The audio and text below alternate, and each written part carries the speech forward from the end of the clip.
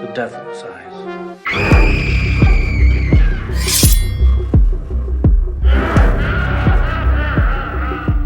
Hello and welcome to I've Seen Everything, where the name is ironic and the reactions are...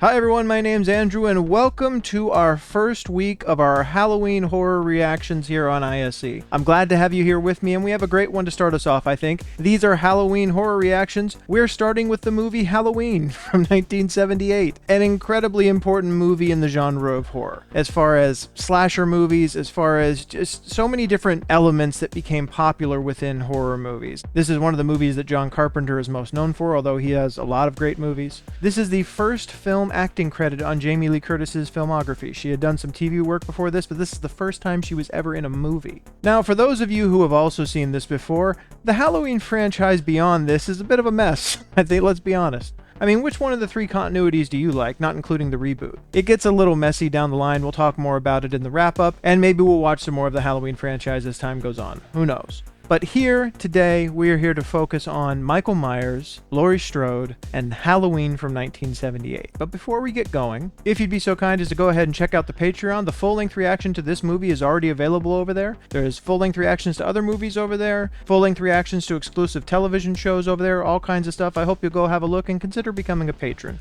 Any support you offer over there or here is all greatly appreciated. And speaking of over here, if you'd be so kind as to go ahead and click the like and subscribe button down here, click the bell so you can see when I'm putting out new videos. That is it, folks. That's all I've got for you on the front end here. Let's get going. Let us watch together 1978's Halloween. Here we go.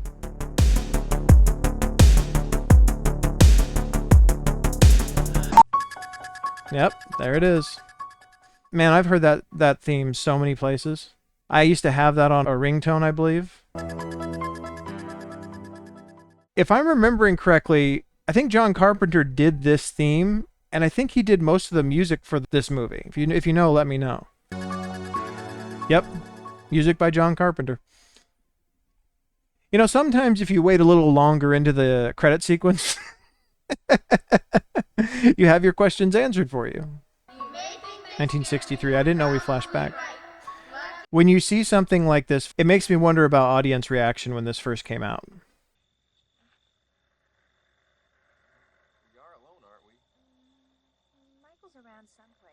It really reminds me of Jaws, even already. They're doing so much with so little. Just, you're in the perspective of the killer. You don't know he's a killer yet. You're not even really paying attention, but you're like, why do we have a camera angle from outside looking in windows at people?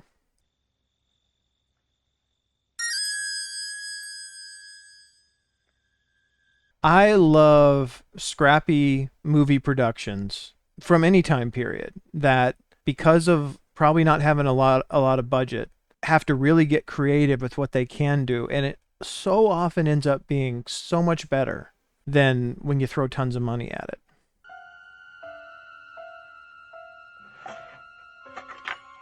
I just remembered this is young Michael. So he was lurking around the outside of his own house and then came in and got a butcher knife. How did he not see him? I'm sorry, I need to quit saying it over and over. I'm saying the same thing. It's just so well done. Michael! That is so smart. I'm sorry, I'm just lost in the movie making of it. You put on the mask and it helps obscure things so that you kind of save yourself on the kind of maybe blood effects and stuff you don't know how to do. Michael?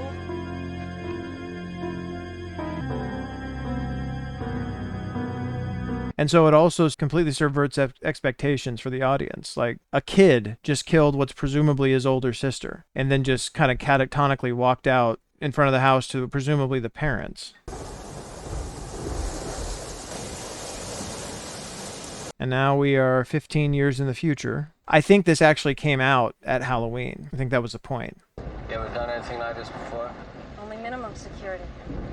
I feel like this is the role that Dr. Loomis is the role that Donald Pleasence is most known for, even though it's later in his career.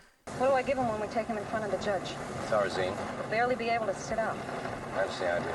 I mean, he's not necessarily telling her how massive Michael is at this point.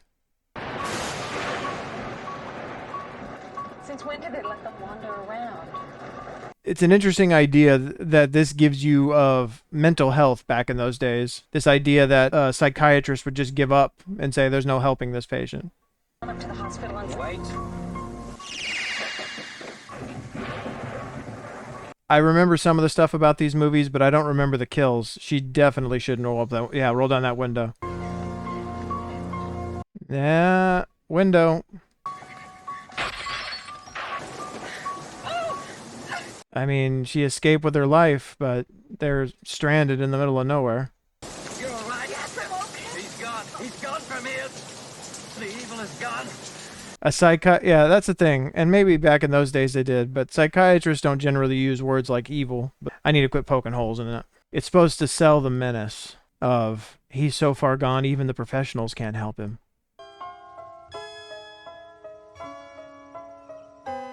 Miss Jamie Lee Curtis on a movie screen for the first time. Can we make jack-o'-lanterns? Sure. Watch the monster movies? Sure. Will you read to me? Can we make popcorn? Sure. Apparently, you're going to get to do whatever you like. She said yes to everything. It's a good babysitter. One thing I don't remember is a story about what happened to her. She's Michael's sister, obviously. The Myers house. The Myers house. She obviously doesn't know that was her family. Like what happened, like how she ended up with the family she's with, the Strodes. Just watch. I didn't notice that before. The breathing. Yeah.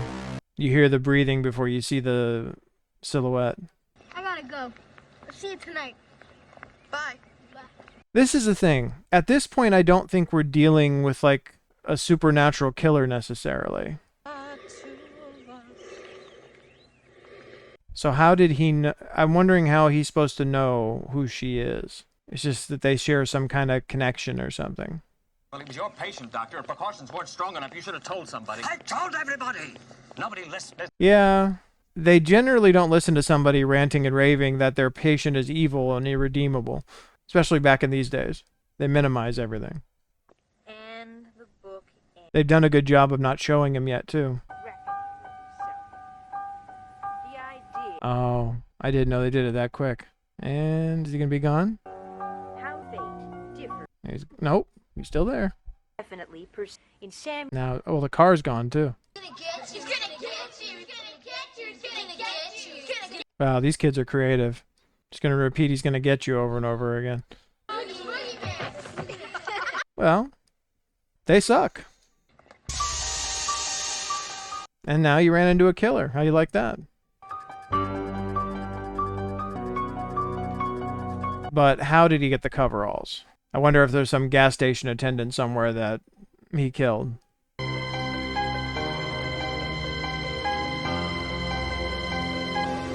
It's a very different strategy. We've spent a decent amount of time with him from his perspective at this point. Stalking his presumed who we presume are going to be his victims. Because I know him. I'm his doctor. You must be ready for him. If you don't, it's your funeral. I mean, what you would have a doctor saying is this patient is incredibly dangerous. They definitely shouldn't be out. Oh. I think I just answered my own question about where Michael got the coveralls. Or not answered, but I see this now. Yeah. Did he kill somebody to get it, or did he just steal it out of the truck? Nope. He killed someone. Doctor just didn't find it. Hey, Linda, Lori, why didn't you wait for me?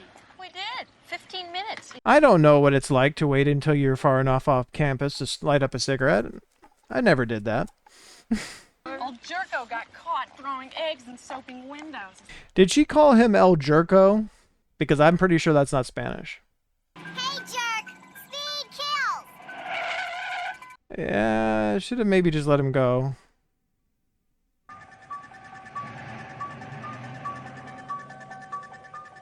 You know, Annie, someday you're gonna get us all into deep trouble. There's so many times in like slashers that the primary cast and like a lot of the victims end up being like teenagers, like high school age kids, or at least people like in their early 20s or whatever. I wonder if that was something that really started with slashers. Please correct me if I'm wrong. Having him show up just far enough to not really get a good look at him. Man, this Hey, creep. this kind of going and poking scary things with a stick is what's going to end up getting her killed, I feel like. Wants to talk to you. He wants to take you out tonight. I guess they have to be this way a little bit. You're setting them up for what's going to happen later. Scared another one away. It's tragic. You never go out. When I think you're wacko, now you're seeing men behind bushes. Not very nice for a friend. You never go out, you're a loser, and, you know, I think you're wacko. Great pep talk. Ooh. Did not expect that. That got my heart going a little bit.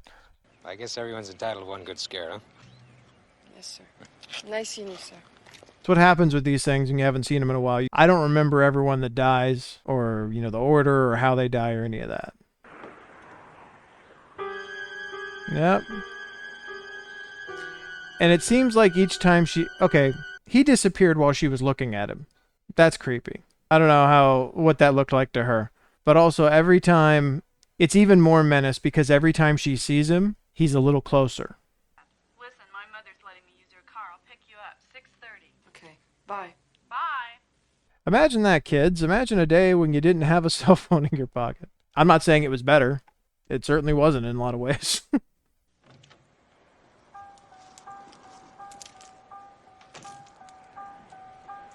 So I'm presuming the story is that he's been locked up in a mental hospital, obviously, just obsessed with the thought of her because she's his sister for 15 years. Also, I don't know, was the girl he killed his older sister or was it the babysitter? I'm starting to think the babysitter might make more sense.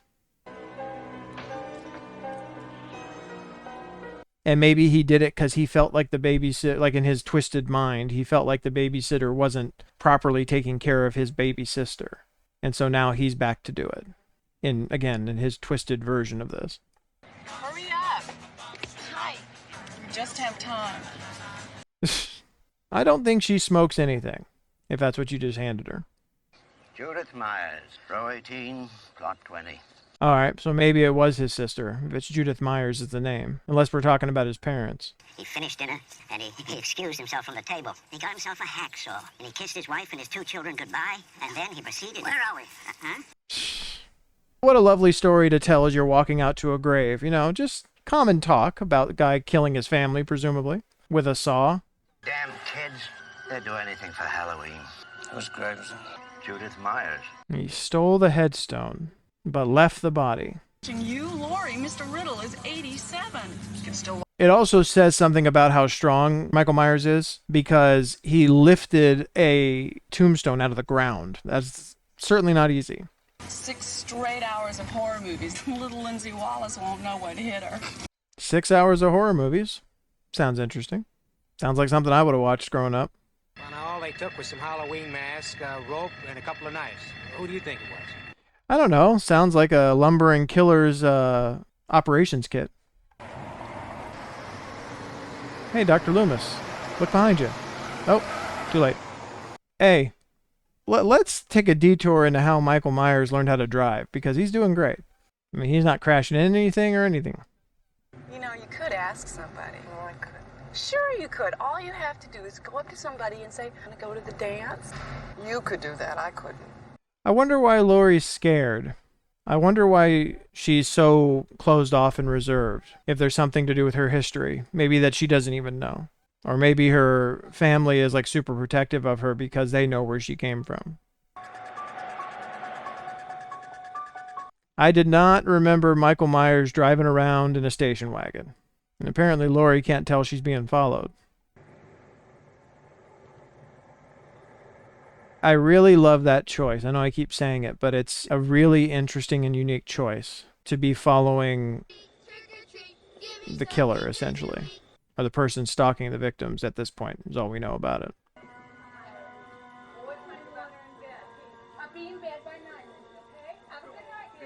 I feel like I remember that all they had as options for his mask was either the William Shatner mask, or I think they had like some kind of a clown mask or something, which I think they used for when he was a kid.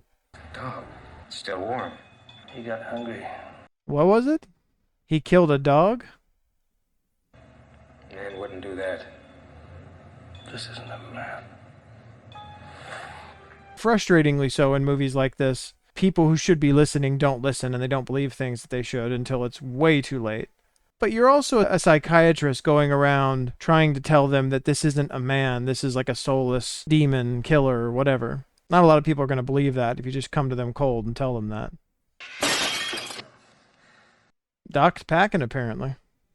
The blackest eyes. The devil's eyes. I realized that what was living behind that boy's eyes was purely and simply evil.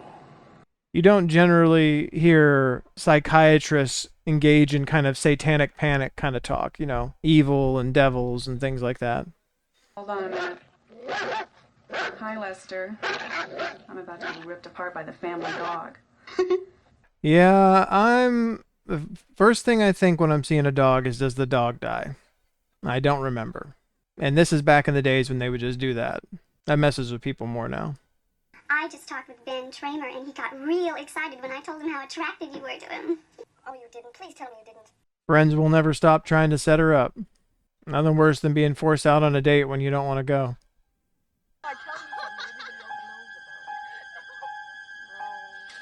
A figure just off in the distance staring at you. That'll freak you out. Just there and then not there. The breathing again. No, I just made a mess of myself. I gotta call you back. I need a rope. Getting female victims to take off their clothes before they get killed. That was a trope that got a little old pretty quick. Maybe to make it feel like they're in a more vulnerable position. They're not even fully dressed. Yeah, the dog's gonna die. On my nerves again. No, poor dog. It's hard to see. I think that's the problem with seeing dogs get killed these days. It's just, a dog is innocent, doesn't know anything that's going on. I mean, the dog's fine. It's a movie.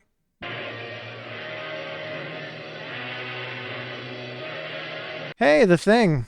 Another John Carpenter movie. Another movie that was on the poll that I hadn't seen. Didn't win.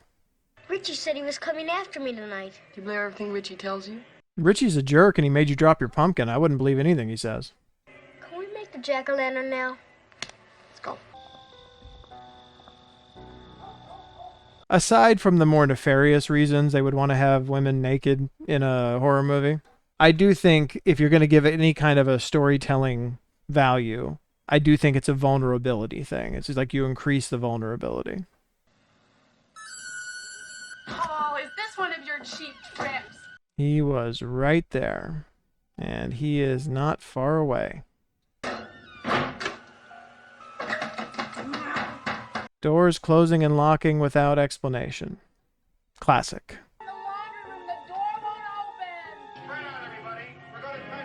They're certainly raising the tension, but I do not have any memory at all if she dies there, or if this little girl dies. It's going to come out of the shadow.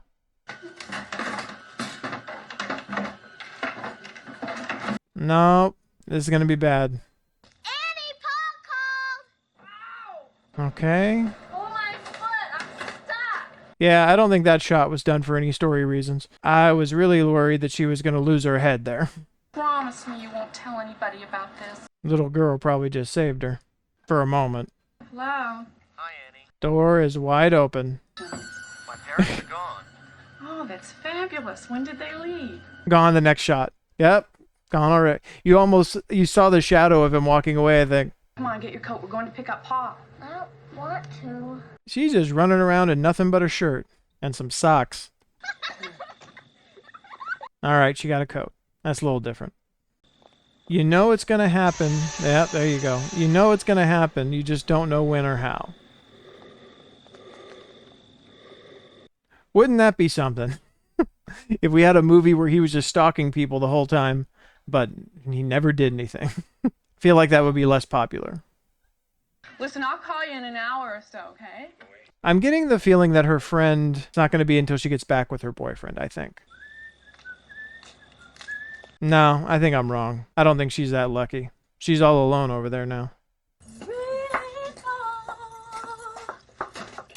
She's dolling herself up, but she's still only wearing a shirt. And also, the car was unlocked now, behind her. Yep. Is he just gonna... Oh, I thought the knife was coming. Yeah, I think it's just... No. There it is. Yep. The car was all of a sudden unlocked, and there was steam... Well, not steam, but, you know, condensation on the inside there.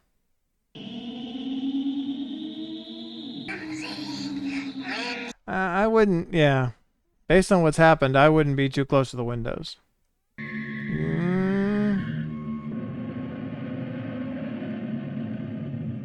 Yeah, I don't mind the guy, the big lumbering guy carrying a body over by the next house. Sure, that's not the little girl's babysitter. Lori's gonna think it was her boyfriend carrying her into the house. Tommy, stop it. Now, there's nobody out there. There's no boogeyman, and if you don't stop all this, I'm going to have to turn off the TV and send you to bed. Yeah, Tommy, you were right. And Lori ought to believe you. She saw him all day long. Kids do say crazy things. Chicken. Go ahead, Lonnie. Go ahead. Hey, Lonnie, get your ass away from there. Pay no attention to the man in the bushes, scaring children, and apparently enjoying it. Serves you right. Scaring kids. Someone came up and scared you. Well, it's going to take more than fancy talk to keep me up all night crawling around these bushes. I watched him for 15 years. Death has come to your little town, Sheriff. I'm surprised the sheriff hasn't called in yet to check his backstory. He would see that there was a breakout, that this person actually was in the mental hospital and has gotten loose. He should have gotten a police alert of some kind. And then Annie will distract Lindsay. That's when we go upstairs to the first bedroom on the left. You got it? Okay, first I rip your clothes off. Don't rip my blouse. It's expensive, idiot. Drunk teenagers looking to, you know, go upstairs and have sex. What could go wrong in a horror movie? Being loud and belligerent and not paying attention to anything going on around them? Yeah, I mean, this will go fine. It's totally dark. Yeah. Hey, Annie. Annie isn't home anymore.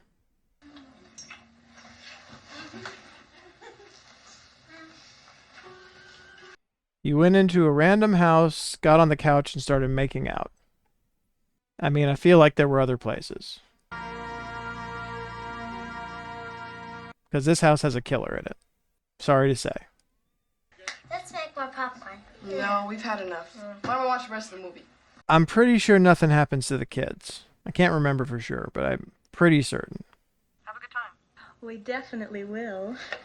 All they care about is that they're in an empty house now. Lindsay is gone for the night. Hey, now that's wonderful.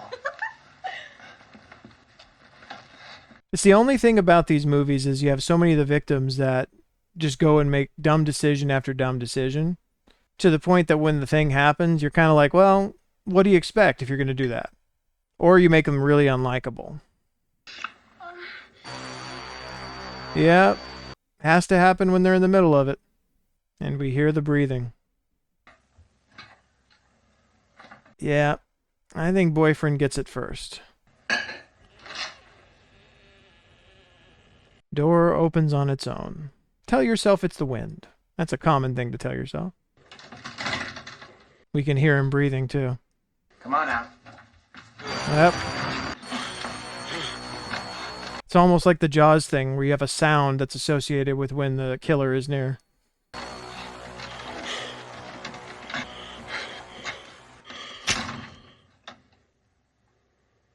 And that's it. That's as gory as it gets. A jump scare and we see just the knife come down. And the guy's just gone, pinned to the wall.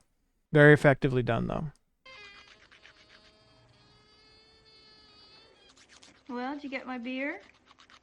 I totally forgot about this. I didn't think that Michael Myers was somebody who tried to do something like this. Subvert expectations so she would think it was her boyfriend. Put his glasses on. See anything you like? Yeah, you're not going to want to flirt with this guy. But I feel like it's too late to tell you that. Well, I'm gonna call Lori. Hello? Yeah. All right, Annie. I forgot. She's hearing her die, but she thinks she's just she thinks they're just having sex. Annie, are you all right? And then all of a sudden it doesn't sound like that. Are you fooling around again? I'll kill you if this is a joke. That's bad words to use in that particular moment. A little John Carpenter humor for you.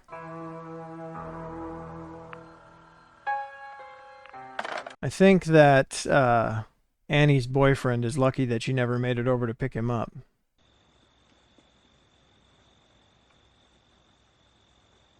I don't know why Loomis is just hanging out in the bushes by the house. What does he think's going to happen? He assumes Michael has to come back there at some point? Oh, now he recognizes the car. Not when it was driving all around him all day.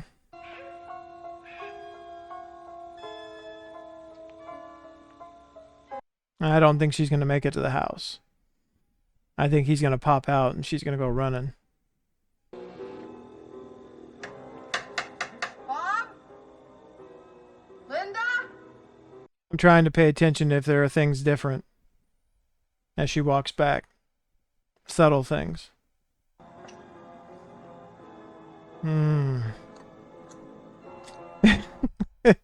It's a great tension building device because we know what's happened. It's like Hitchcock's thing. You show the audience what's happened, but the people you're watching on screen don't know. Linda? Bob? She's had a couple odd occurrences, but she still has no reason to think anything's wrong, necessarily. And I was wrong, too. She did make it to the house. All right, you meatheads, joke's over. Yeah, I don't think that was them that you heard upstairs, unless he's moving their bodies.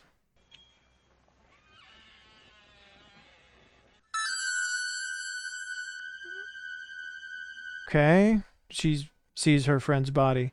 She has no idea who Judith Myers is, I don't believe. Oh, jeez. But yeah, that's a pretty clear sign. Get the hell out of there, Lori. Yeah, Lori, get out of there, if you can, which I doubt at this point. No, down the stairs. All that's left is for him to pop out. Oh, wow. I didn't remember that. Ooh, I didn't remember that either. Yeah, on your feet and run quickly. Oh, I didn't even consider. She fell over onto the stairs. She's probably injured now, too. Break it. This is where having a glass door comes in handy. Break the damn thing. Okay, you've tried pulling on the door. It's not going to work. Now you've wasted all your time. There you go, finally. Yeah, that's the other thing, too. Of all the nights to be screaming help and all this kind of stuff, Halloween is the one where they're more likely to think it's some kind of prank or something. I think it's some kid doing some kind of prank or something. I mean, that's tough if you have a crazed person show up at your door all of a sudden. Yeah, they're asleep upstairs. Shake the cobwebs out, Tommy. Lori's about to die.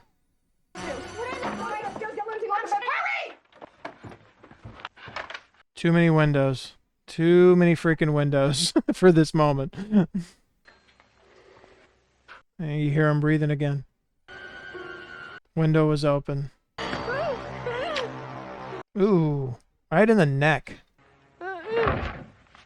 Hey, she's the first one who fought back at all. Yeah, I was going to say, I don't even think he could vanish from there. Like, they have to look away or something. No, I wouldn't do that. You got lucky with that shot in the neck. I wouldn't think he's dead at that point. Where were you? I went to the Myers house. I found the car. He's here. Where? He's 3 blocks down. You go around the back of the houses. I'll watch the front. I mean, I know we're playing up the tension and stuff here, but if this is a legitimate threat, it would make sense that, like, hey, you call more cops in on it. You don't just have one psychiatrist who's packing a gun and one sheriff out here. Yeah, go in. Don't come out. Killed him. You can't kill the boogeyman. I'm pretty sure that's the boogeyman coming up behind you. Yeah, get in. Now lock the door! Why didn't you close the other doors? Brilliant plan. I remember this setup. He'll never see it coming.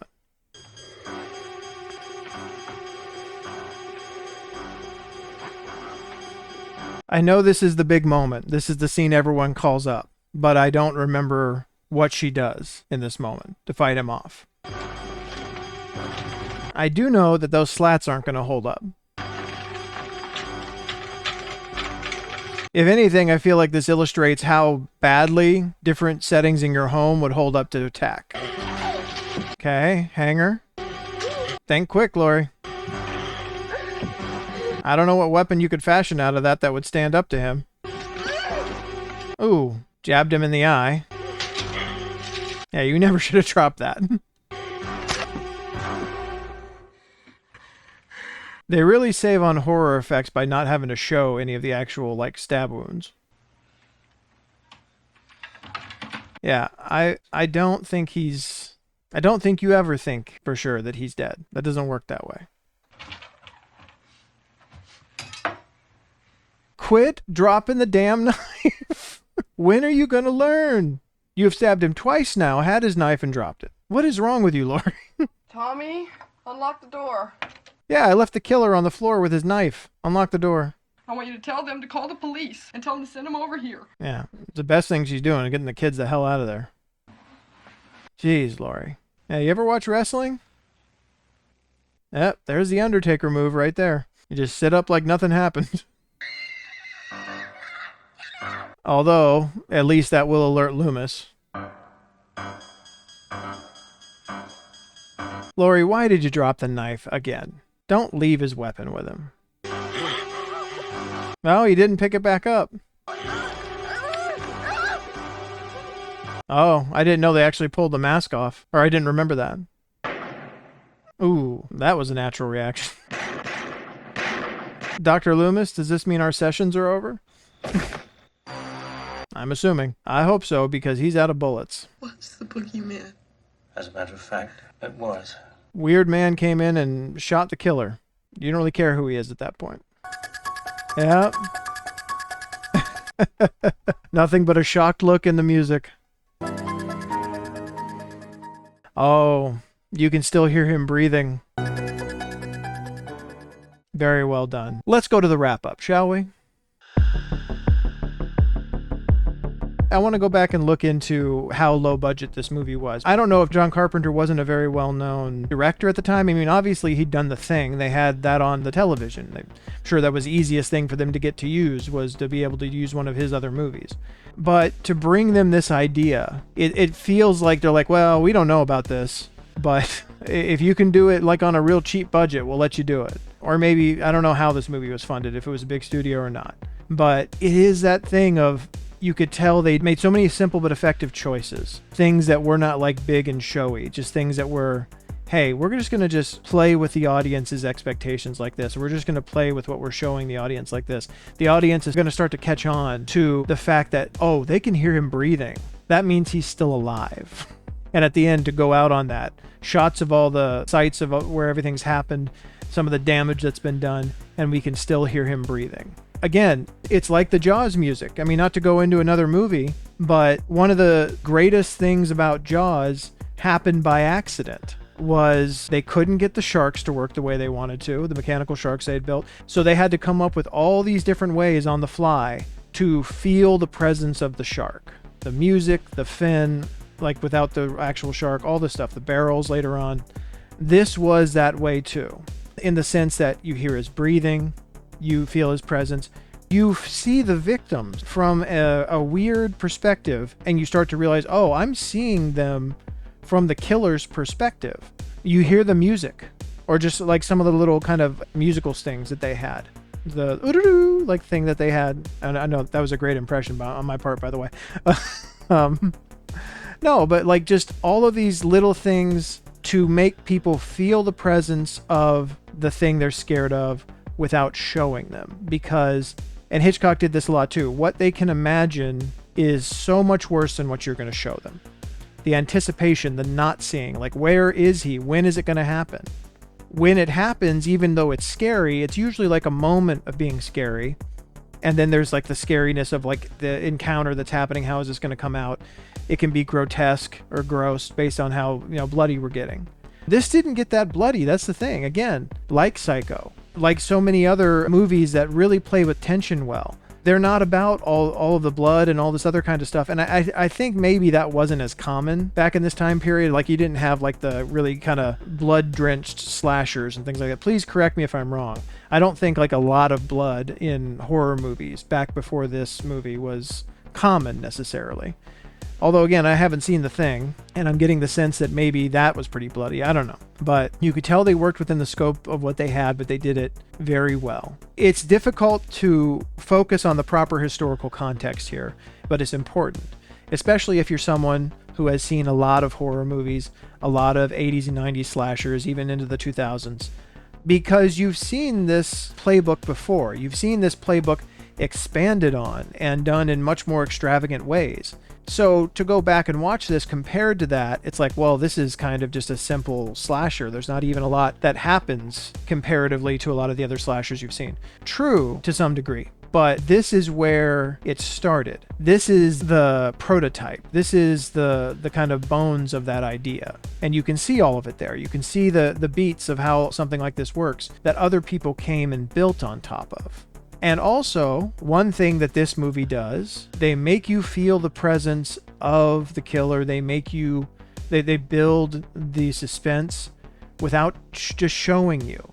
So many other kind of slashers that are not as well written or not as well executed, they just show you everything. It's like, we're just going to try to, it's kind of the difference between more cerebral horror and like just blood and guts horror. And both have their merits. One is like, hey, we're going to mess with your head and make you afraid of what's going to happen next. The other is, hey, we're just going to try to like gross you out as much as possible. Like we're going to have as many crazy deaths. Like you're not going to believe what we're going to do. And some fall in the middle. Some they have kind of a mix of both. The Halloween movies as they went on obviously got bloodier, especially as more people were doing slashers. I'm pretty sure the first Friday the 13th movie was 2 years after this. I don't remember when I love the Nightmare on Elm Street series. I grew up watching them. I don't remember when the first one was. I think it was 83 maybe. But it changed the Halloween franchise as more franchises, more film series started to enter the slasher genre and kind of do what they were doing in different ways. They had to up their game or change things. I don't think Carpenter did another one. Maybe he did too. I'm not sure. I'd have to check on that. As I said in the opener, the Halloween franchise went all kinds of crazy ways. I will make one controversial statement, and I don't know if we'll ever get to this movie, so I'll make it here. I don't think 3 was necessarily a bad movie. I don't think it was a great horror movie, Halloween 3, Season of the Witch. I think it didn't have any place in this franchise. And I think it's because they had people behind the scenes that were all over the place on what they intended to do. I watched a documentary about this where there was this intention that, hey, we're going to have a Halloween anthology series. It's all going to be under the Halloween banner, but we're going to have a different Halloween-based horror movie every Halloween. So they're all going to be different stories. That would have been fine, except that you had Halloween 2 and you still did Michael Myers and Laurie Strode. So at that point, it's the Michael Myers franchise. Like you can't do that for 2 movies and then go on to a different thing, as they found out and went back with 4. Anyway, I enjoyed revisiting this. There's a handful of these movies within horror, but with any genre, that you go back to and they are just cornerstone movies of the genre. They are things that set in motion just a significant change that sent things in a completely different direction. Now, this is going to be very embarrassing if I'm wrong about Halloween being the first slasher, but I'm almost positive that's what I've heard. If I'm wrong, I apologize. If I'm wrong, I would still say that most people would give Halloween credit to being the beginning of the 80s and 90s slashers, at least. But is there another movie before Halloween that qualifies as a slasher horror movie? I don't think so, but correct me if I'm wrong. Anyway, I have rambled on about this for far too long. Thank you for sitting here with me through it. I genuinely appreciate it. One more time before we get out of here, if you'd be so kind to check out the Patreon. Again, the full-length reaction to this movie is already up and available over there. There's full-length reactions to all kinds of other movies over there, full-length reactions to exclusive television shows over there, all kinds of stuff. I hope you'll go check it out. And if you consider becoming a patron, I greatly appreciate it. Any support you offer over there or over here is always greatly appreciated. And speaking of over here, if you'd be so kind as to go ahead and hit the like and subscribe button, click the bell so you can see when I'm putting out new videos. And also a shout out to our Seen Everything patron, Auntfest. Thank you for your support. I really appreciate it. Thank you for watching the first week here of the Halloween horror reactions with me. And I will see you on the next video. Take care.